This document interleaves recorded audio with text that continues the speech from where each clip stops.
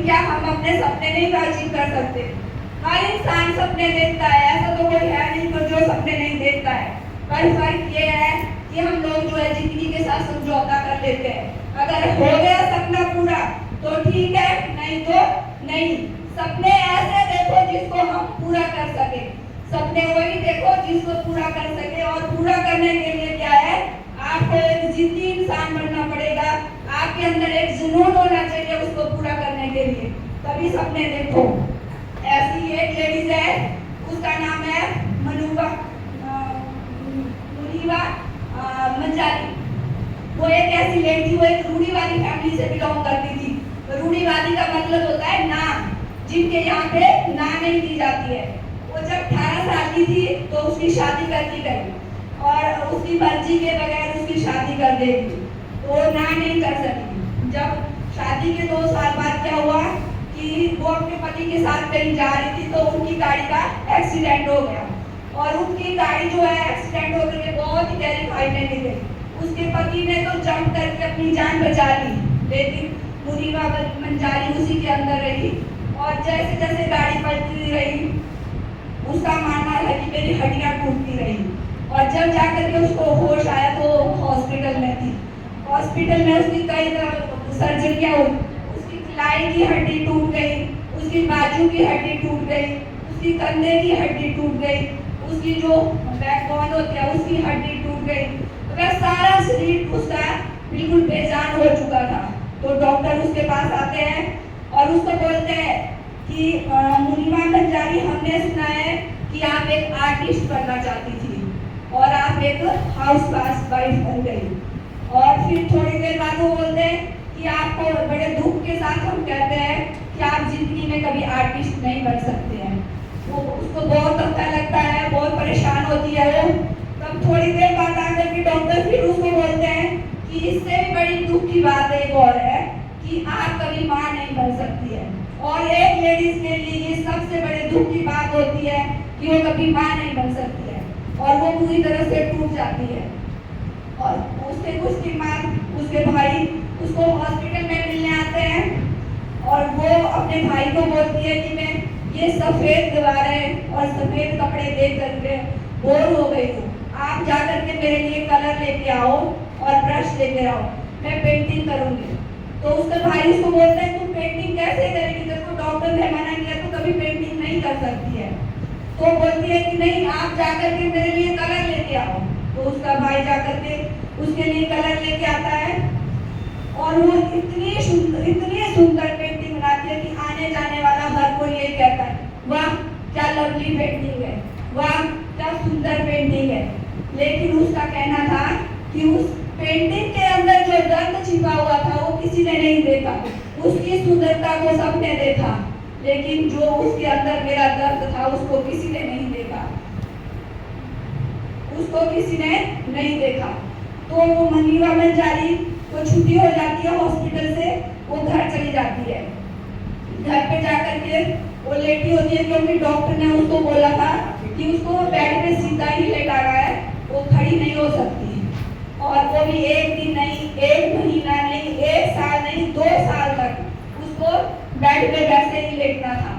तो वो एक दिन अपनी माँ के साथ बोलती है कि माँ, मेरे को भगवान ने जीवित क्यों रखा है, मेरे जीने का क्या तात्पर्य है, मेरे को क्यों जिंदा रखा हुआ है, मैं तो आप लोगों के ऊपर एक बोझ हूँ। तो उसकी माँ ने उसको एक बात बोली, बेटे भगवान ने तेरे लिए कुछ बड़ा सोच के रखा होगा, भगवान ने तेरे लिए कुछ बड़ा सोच के रखा होगा, इसीलिए तेरे को जिंदा रखा है। और उसको उसकी अपनी माँ की वो बात दिल पे लग गई और उसने सोचा क्यों न हो सकता है भगवान ने मेरे लिए कुछ सोचा होगा। तो उसने सोचा कि मैं क्यों ना जो मेरे दिल के डर है पहले मैं उनको बाहर निकालूं। एक दिन वो बेड पे लेटी हुई थी, बाहर चिड़ियां चहचहा रही होंगी और मैं भी अपने परिवार के साथ जो है घूमने जाऊंगी, पिकनिक पे जाऊंगी, उनके साथ टाइम स्पेंड करूंगी। लेकिन उसने जब ये सोचा कि मेरे जो डर है जब तक मैं उनको नहीं निकालूंगी तब तक मैं कुछ नहीं कर पाऊंगी, तो उसने क्या किया, एक डायरी पे एक एक करके अपने डर लिखना शुरू कर दिए। उसका पहला डर था अपने पति को डिवोर्स देना और सबसे पहले उसने वही किया, और दूसरा था कि वो कभी मां नहीं बन सकती। तो उसने सोचा कि इस दुनिया में ऐसे बात नहीं है, मैं क्यों ना एक बच्चा गोद ले लूं।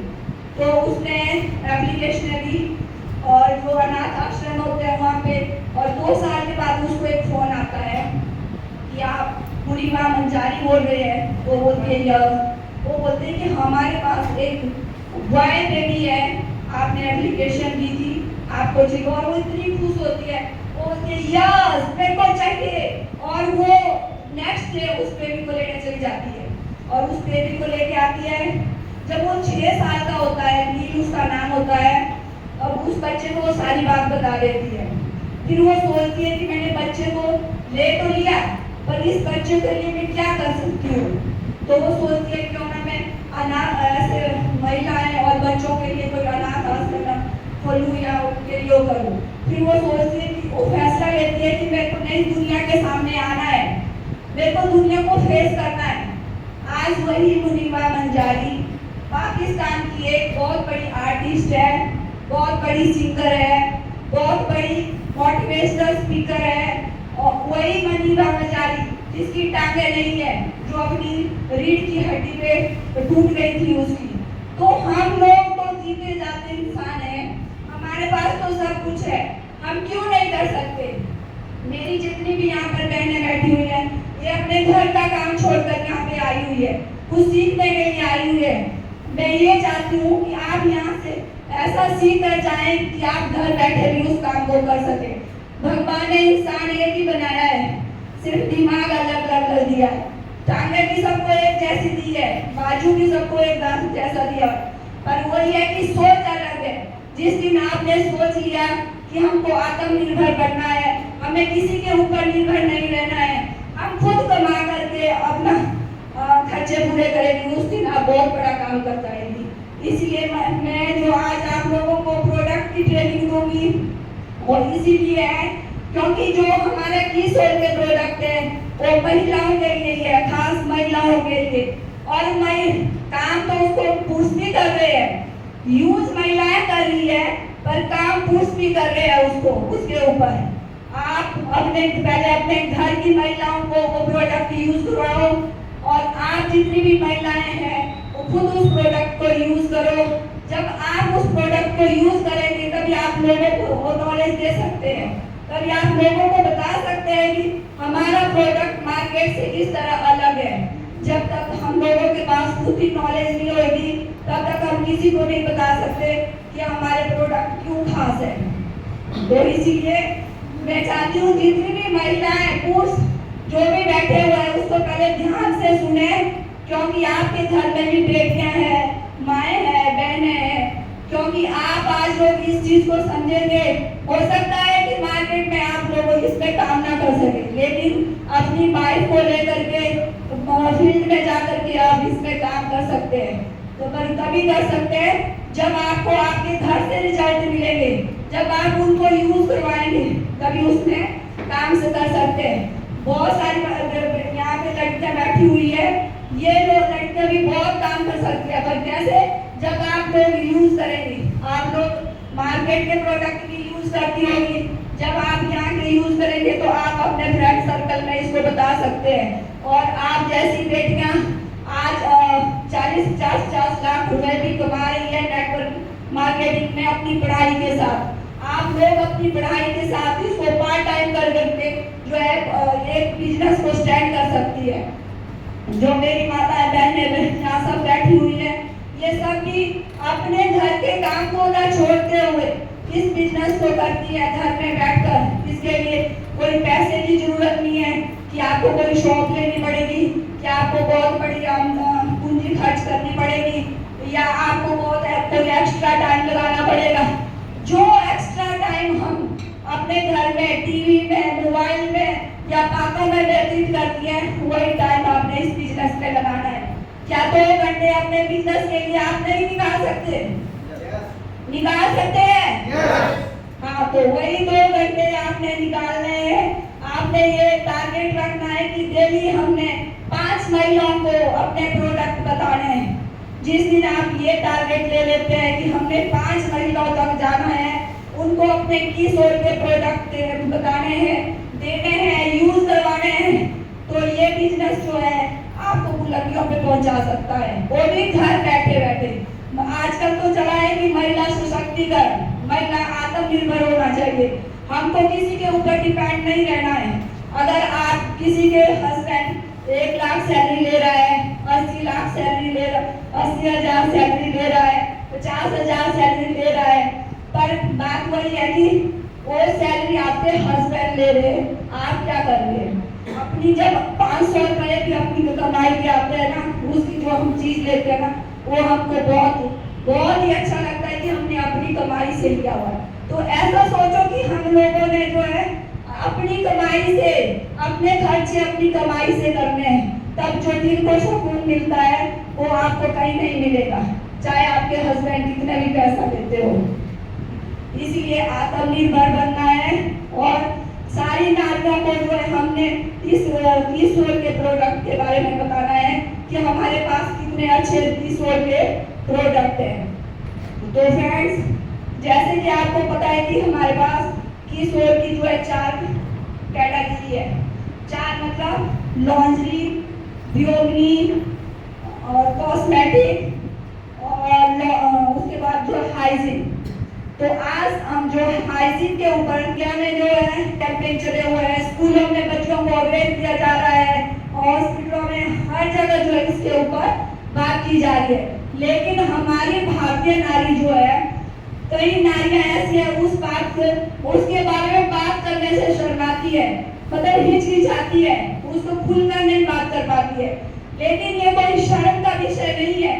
हाइजीन ये तो परमात्मा ने हमको एक गिफ्ट दिया हुआ है, इसके बारे में हम लोगों को खुल के बात करनी है। अगर हम इसको छुपा करके बात करते हैं तो हम लोगों को कई तरह की बीमारियों का भी सामना करना पड़ता है। जैसे हमारे हाइजीन में जो है 3 तरह के सैनिटरी नैपकिन है। एक उसमें रेगुलर है, प्रीमियम है और उसमें लॉन्ग एंड सेफ है। और मार्केट में भी तो सैनिटरी नैपकिन है कि नहीं है? yes. और हमारे सैनिटरी नैपकिन किस किस ने यूज किए हैं?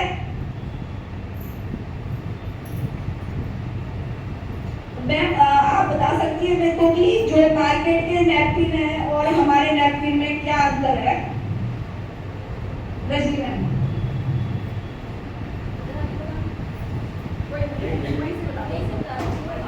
जो हमारे नैपकिन है वो मार्केट की नैपकिन से इसमें डिफरेंट है कि जैसे स्किन रैशेस या स्किन इचिंग होती है वो हमारे नैपकिन से नहीं होती और मतलब बॉडी के लिए सही रहती है, क्योंकि बाद में हमें कई सारी परेशानी मतलब पीरियड्स के बाद कई सारी परेशानियों का सामना करना पड़ता है। तो वो अगर हम अपने सैनिटरी पैड्स इस्तेमाल करते हैं तो वो परेशानी हमें बाद में नहीं होती है, स्किन सेफ रहती है।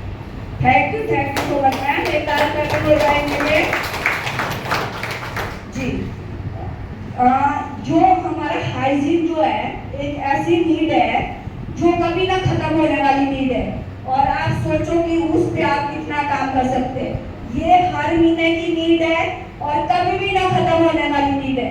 अगर आप इस चीज के हाइजीन की नॉलेज ले लेते हैं, ये नहीं बोलती कि आप किशोर के हर प्रोडक्ट की नॉलेज लो। मैंने आपको सिर्फ इसमें 4 कैटेगरी बताई है। अगर 4 में से आप किसी एक कैटेगरी पे किताब कर सकते हो,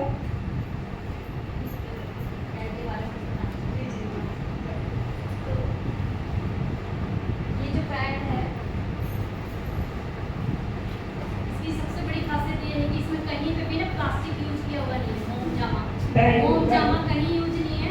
मोम जामे की वजह से हमें रैशेस होती है, खुजली होती है, अनकंफर्टेबल फीलिंग आती है। जो हम कहीं पे भी कंफर्टेबल बैठ नहीं सकते, बाहर जॉब पे जाना हो, कहीं भी जाना हो, हमें कंफर्टेबल नहीं होगा।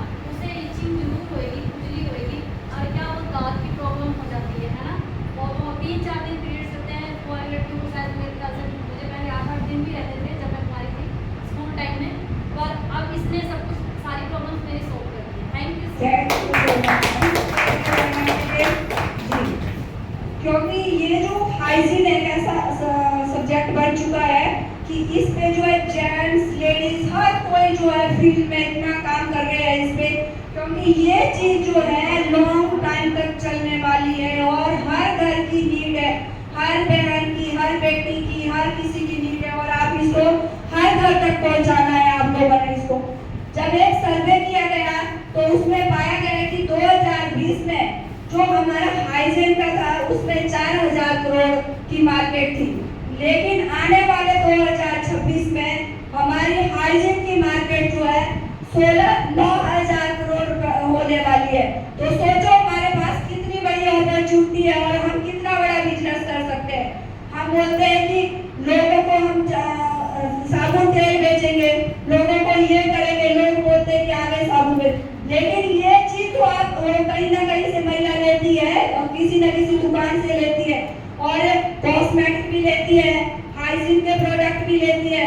तो ये हम इस बिजनेस में जो है हमको इसमें बहुत बड़ा बिजनेस करना है और जो हर महिला तक पहुंचना है, क्योंकि हाइजीन अब एक बहुत बड़ा सब्जेक्ट बन चुका है। क्योंकि महिला को जो है जो हाइजीन के दौरान जो है कई तरह के कैंसर और भी कई बीमारियों का जो है सामना करना पड़ रहा है।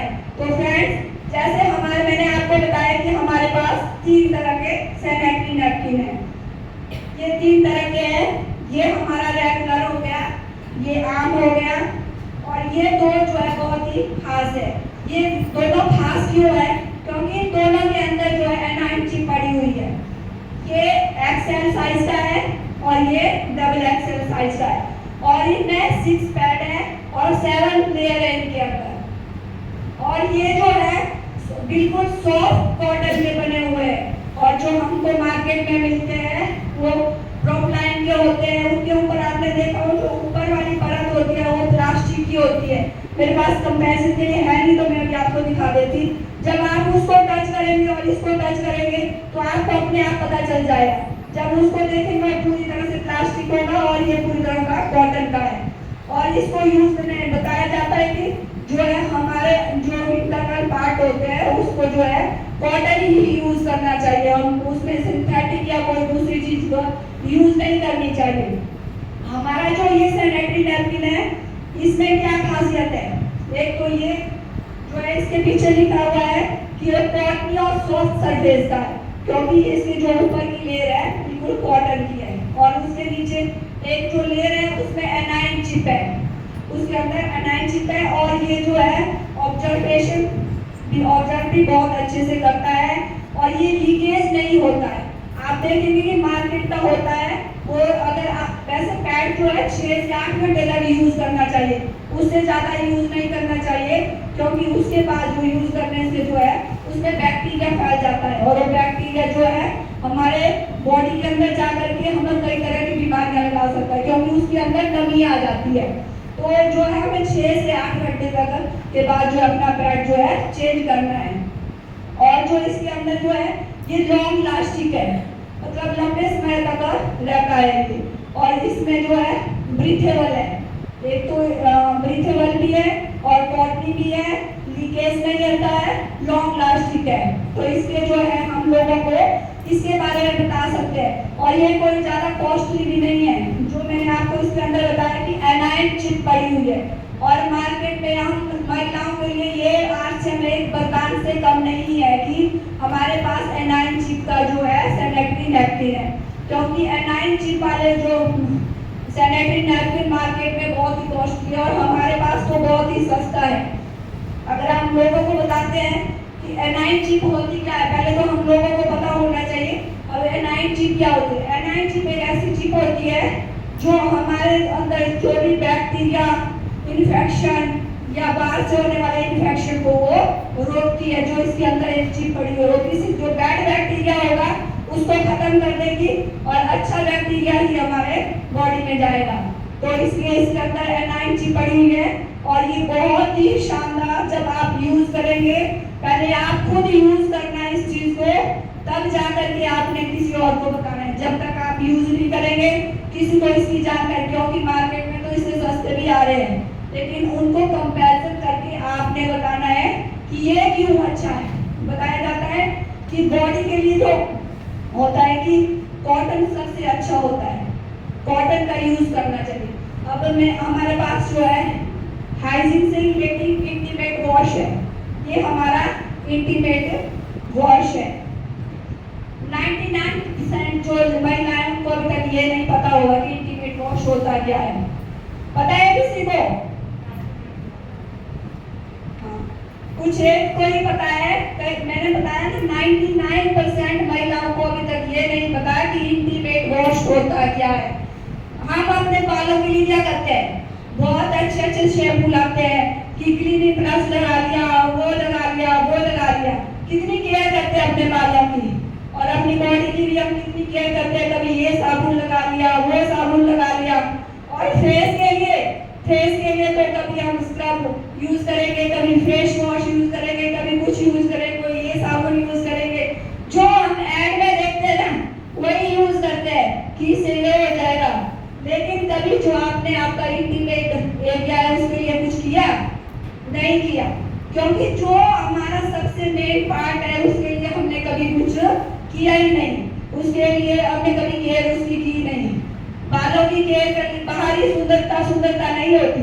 जब तक अंदर से आप सुंदर नहीं होगे तो वो सुंदरता किसी काम की नहीं, क्योंकि अंदर से जो बीमारियां आपको लगेगी वो बाहर की सुंदरता को भी खत्म कर देगी। इसलिए सबसे पहले अंदरूनी सुंदरता का होना बहुत जरूरी है।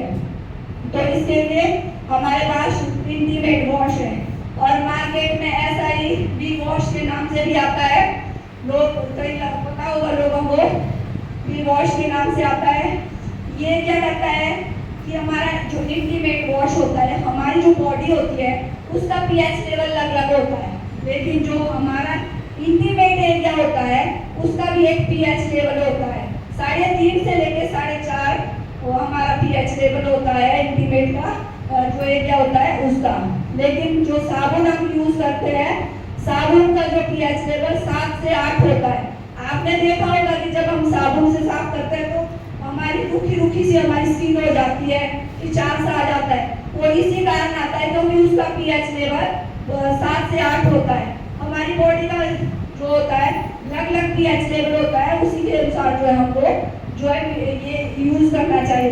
जैसे हमारे इंटीमेट एरिया का 3.5 से 4 हो गया, तो अगर हम वहाँ साबुन यूज करेंगे तो उससे क्या होगा, उससे जो है हमें रैशेज आ जाएंगे, खुजली होना स्टार्ट हो जाती है, तो उसी कारण होती है।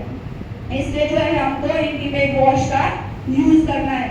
और ये इसमें जो है लैक्टिक एसिड पड़ा हुआ है और गुलाब का अर्क पड़ा हुआ है। और लैक्टिक एसिड क्या करता है, लैक्टिक एसिड जो होता है हमारा जो पीएच लेवल है उसको संतुलित करने में हमारी मदद करता है, क्योंकि जो हमारे इंटीमेट एरिया का जो एक पीएच लेवल है उसको वो संतुलित रखता है। और जो इसके अंदर लैक्टिक एसिड पड़ा हुआ है वो ये करता है। और जो लोटस का अर्क पड़ा हुआ है, अगर किसी तरह की आपकी स्वेटिंग है और किसी को खुजली की प्रॉब्लम है, जलन होती है, जैसे आप पब्लिक टॉयलेट यूज कर लेते हैं, इन्फेक्शन हो जाता है, तो आप उस इन्फेक्शन को वो रोकता है।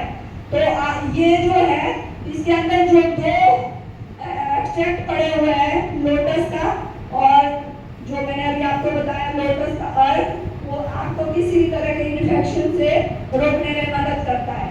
तो ये दोनों चीजें जो है हाइजीन के जो रखते हैं, और ये दोनों ही हम सारी महिलाओं के लिए बहुत ही जरूरी है। और आप यूपी में देखेंगे, बिहार में देखेंगे, वेस्ट बंगाल में देखेंगे, जेंट्स जो है इन तीनों पे जो है इतना बड़ा बिजनेस कर रहे हैं कि कोई हिसाब ही नहीं है, सिर्फ इन हाइजीन प्रोडक्ट पे। और इसके लिए जो है अगर पुरुषों के लिए, महिलाओं के लिए, सबके लिए अलग ट्रेनिंग दी जा रही है कि आप किस तरह से इसको सेव कर सकते हैं और अपने बिजनेस को किस तरह से बढ़ा सकते हैं। तो हाइजीन जो है हमारे जो जीवन का एक बहुत ही इम्पोर्टेंट पार्ट बन चुका है। उसके बाद आ जाते हैं हम बीओपी के लिए भी हमारे कितने